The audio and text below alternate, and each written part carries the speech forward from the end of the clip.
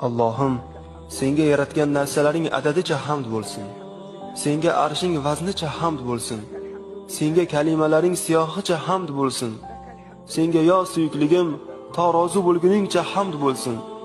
Senga rozi bo'lgan chog'ingda ham hamd bo'lsin. Senga roziligingdan keyin ham hamd bo'lsin. Ya Allohim, sharafli tug'ilmish zotga, maqtalgan ulug' zotga, borliqdagi eng yaxshi zotga rahmating bo'lsin. Ya Allohim, Sayyidimiz Muhammad sallallohu alayhi va sallamga avvalgilarning ichida, oxirgilarning ichida salovat ayt, hamda u zotga Malaul a'loda, farishtalar huzurida ham salovat yog'dir. Ya Allohim, sendan bizni haddan oshiradigan boylikdan panoh tilaymiz. Sendan seni unuttiradigan kambag'allikdan panoh tilaymiz.